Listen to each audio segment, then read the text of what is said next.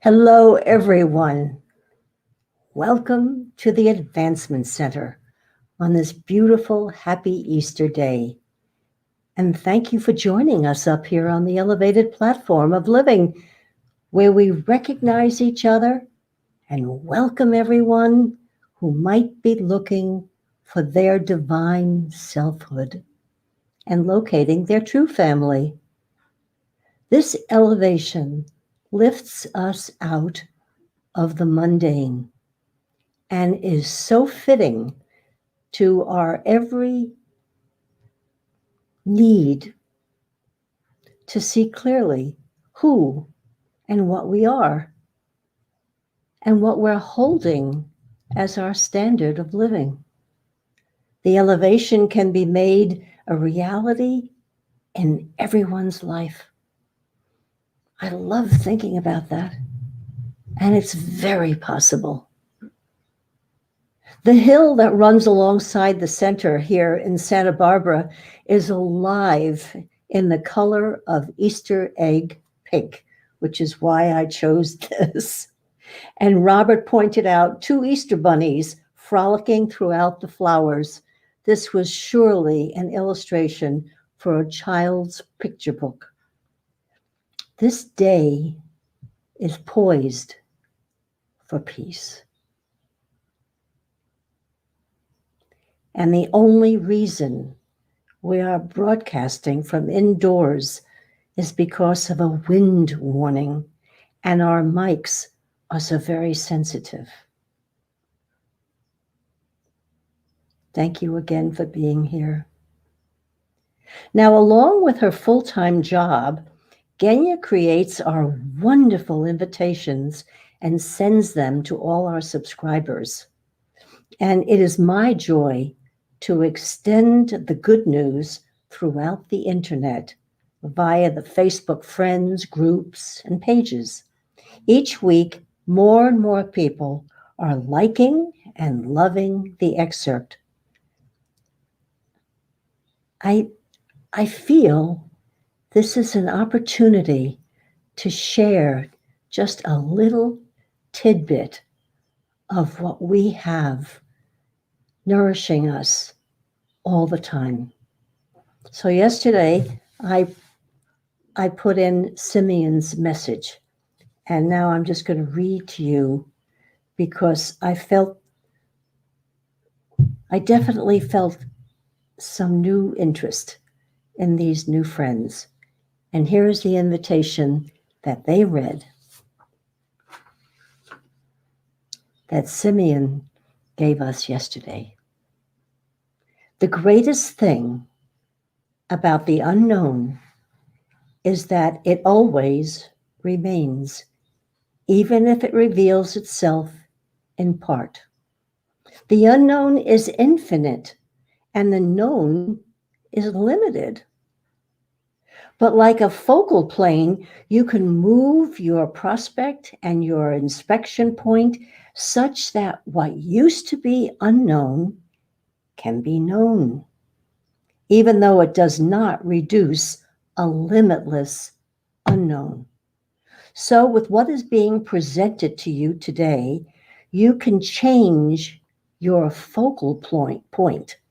You can change your view of the future.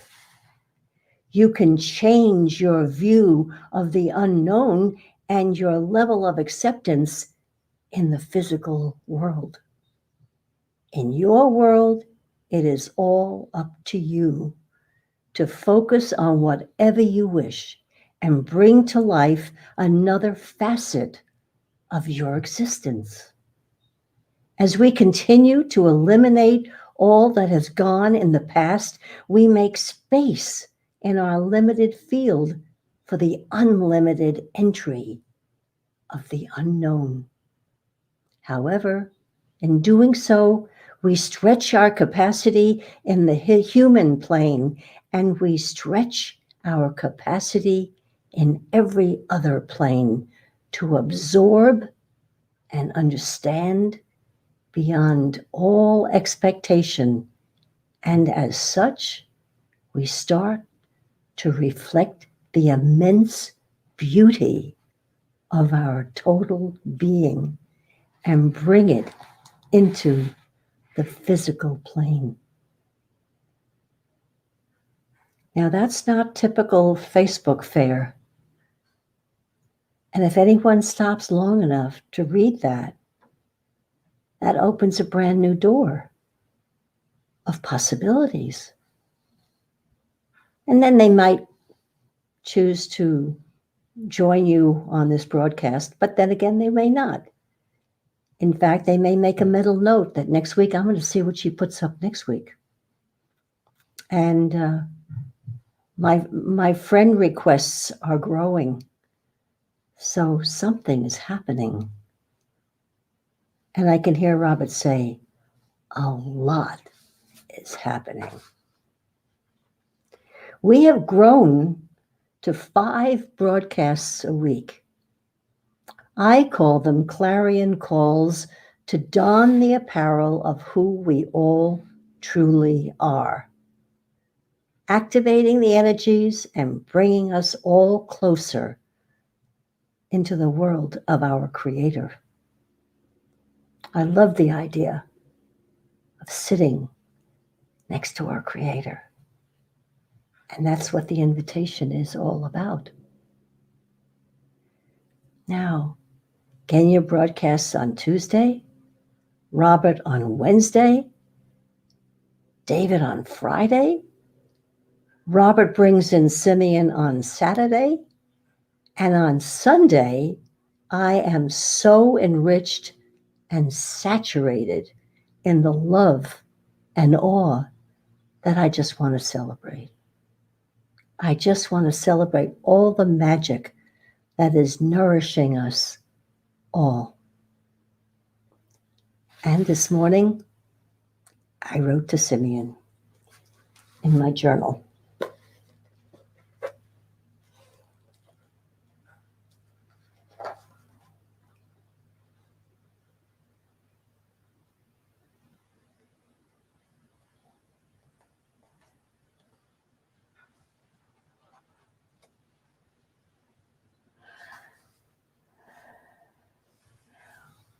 Well, here's one that he wrote to me yesterday before his own broadcast. He wrote, "Dearest Barbara, you have just arrived at the peak of a very high mountain and are looking around at this new altitude, which has given many, which has given you many questions without answers. They will come.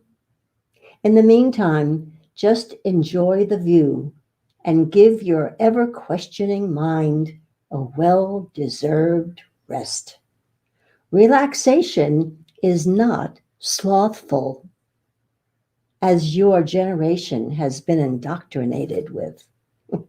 True relaxation is accepting the love that abounds without question. Today is glorious, and Robert's broadcast will answer any question ever posed. We love you and support you both. Your loving friend forever, Simeon." And that was wonderful. But then I always love to write to him on the day of this broadcast. And so I did. And I wrote, "Dearest Simeon, your message today was the answer to any conceivable question. Sharing your words again every Sunday has become very welcomed and enjoyed. Today is Easter, and I would love to honor this day with your words. Yesterday, you told me not to long for something, just do it. I took that to heart and request your words. That felt good. Thank you always." And he wrote, "Dearest Barbara."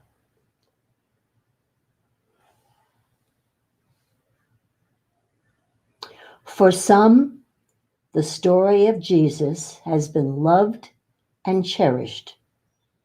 Today, every person is a living disciple whenever they are living the love and the kindness and recognizing the miracle and the magic of being exactly who they are, offering gifts they brought from their origin to share on this day. We love and honor you and who hears these words. Love, Simeon.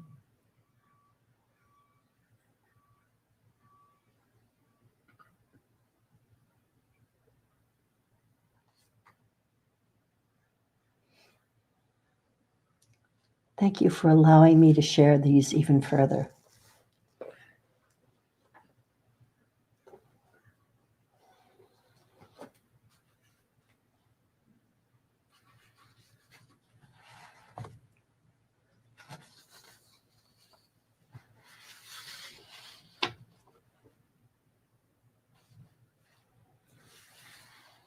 To which I found these words, and they're so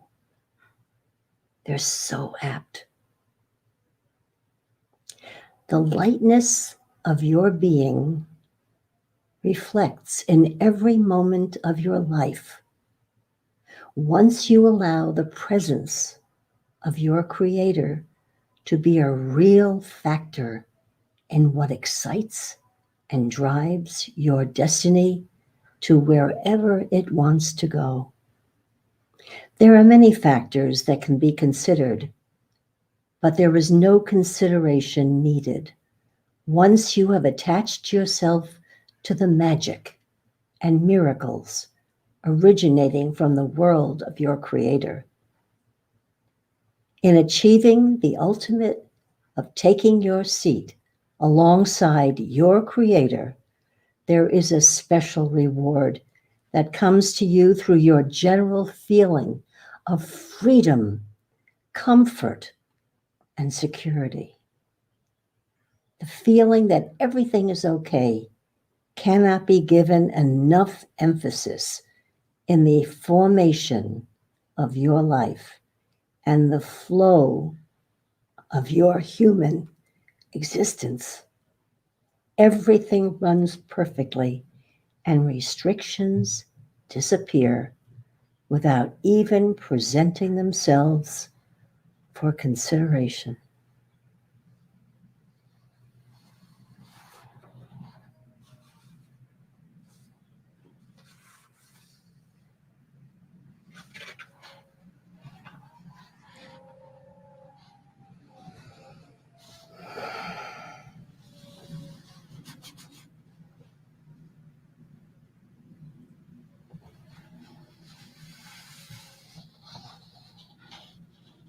Yesterday, Simeon introduced us to all our brothers and sisters throughout the universe, and they're wanting to communicate with us. He also told us to take on the full feeling of achievement and forget about recognition. It's already there. And mysteries are becoming everyday normal. And as they hold the greatest mystery of all, and that is the mystery of life.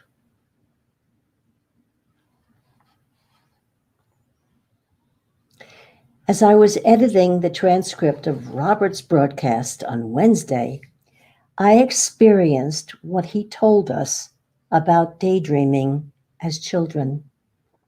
And when I typed and heard it again through tears, much happened. And this is what I was typing.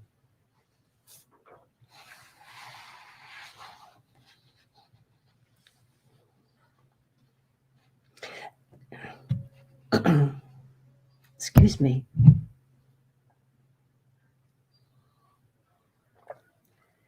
Things we enjoy, people, places, and events that are far beyond the physical world as we think, but they are part of the physical world, not just the earthly world. The physical world exists beyond Earth, but Earth and the people who reside on Earth are the focus of all those places. And here was the key. It's like a hologram.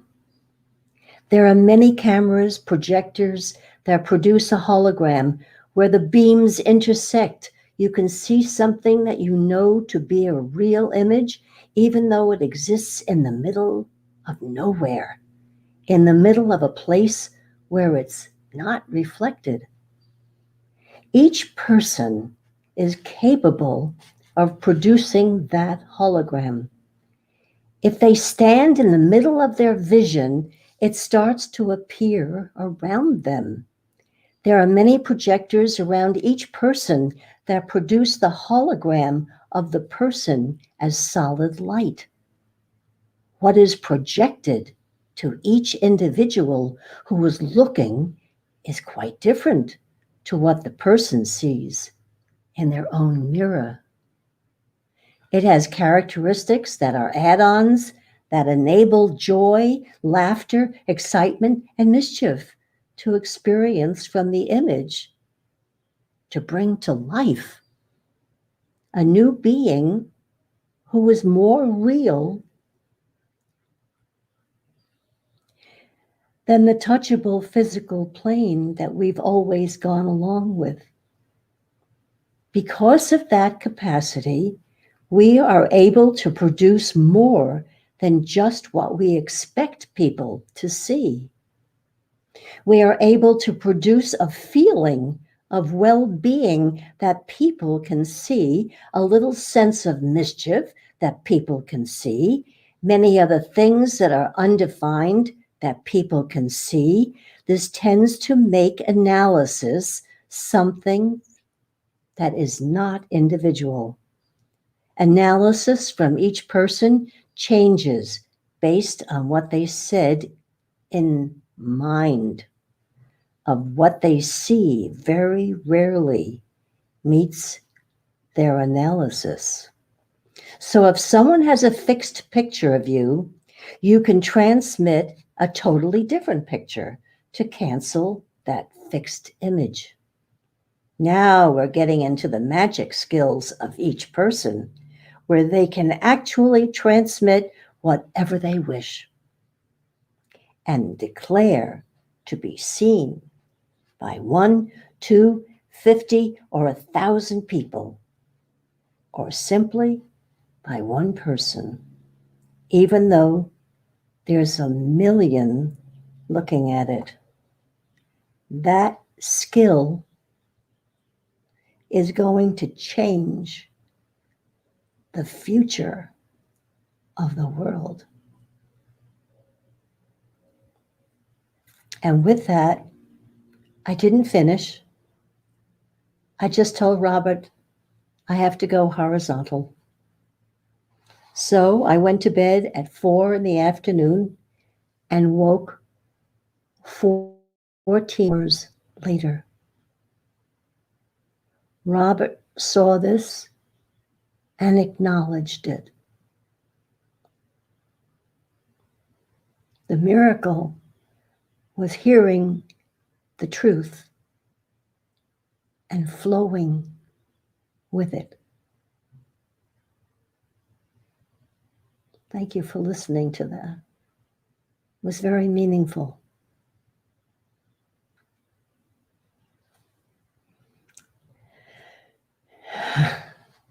Yes, very meaningful.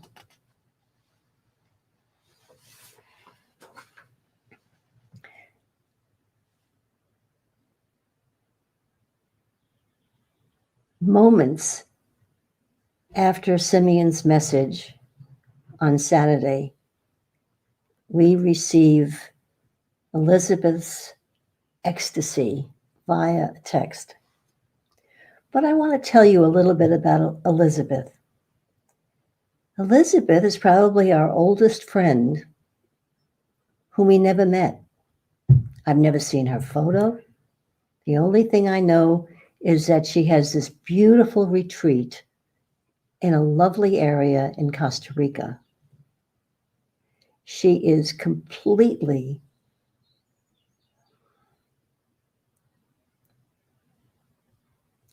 I don't know what the right word is. I'll just say in love with Robert, supporting Robert, agreeing, feeling it so deeply within herself. As a matter of fact, she was so taken with what Robert was saying and writing that she offered, and she did for many years, translate every word into Spanish. And this grew because Suzanne, her friend who lives down there with her, translated everything into German. And then I met somebody else online, and she translated everything into Portuguese. So I'm only mentioning this because if you know someone in another country, especially at these times, and they don't know English, you have access to wonderful, wonderful news that will serve them and make them feel wonderful in their language. So I tell you this about Elizabeth, and if I can find it in a hurry, this is what she wrote yesterday, and I think I got it within moments.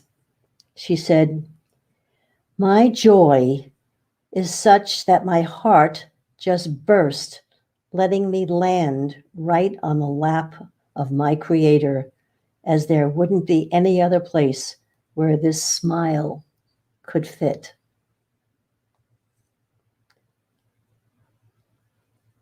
And I answered her with a heart, and she answered me with, "This is the smile that expresses my endless gratitude for reminding us now of all of this, beloved. All of this, beloved Simeon and Robert. Am I dancing, or is everything dancing around me? Doesn't matter. It's all me. Smile, smile, smile." And that's our dear Elizabeth, who I have no idea what she looks like, but I know her heart and her smile and her love.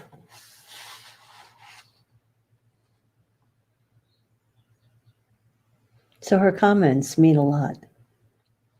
Now, last week, I was so taken with what I was sharing with you that I couldn't do anything but wish you a perfect life and then sign off. And the look of surprise was on David's face, and he said, "You didn't share your art." So I'll catch up with you now. So last week was kind of exciting because our art class originated in India, where Mandar was visiting his parents. And his dad has not been 100% health, so his being there was very important. But he did it. He set up a studio, and he used a photograph that I had sent him previously, and he sent it out, gave us the Zoom code, and we were up and running. I thought this was kind of wonderful. And this is what I sent to Mandar to see if, as a candidate for our class. And Mandar said, "I love it." we're going to use it. It reminds me of Turner. I happen to love Turner. Turner has a paint, and he said it reminded him of the burning boat in the middle of a snowstorm. So that was kind of, yeah, that made me think. So, but this is what happened. So we had the class, and of course, Mandar's rendition, his art, was breathtaking. And here's what I did with the Rowayton Lighthouse. Is it straight? Yeah. I get so excited when water looks like water. I always wondered how they did that. So that was last week. Now, this week was an entirely different story because he wasn't sure there was going to be a class this week. So when I emailed him yesterday, I said, is there a class? And I never got an answer. So I said, oh, okay. One Thursday without an art class. It'll be okay. At 6:31, it starts at 6:30. At 6:31, I received a telephone call from Mandar from India saying, are you going to join us? I said, there's a class? Oh my gosh. So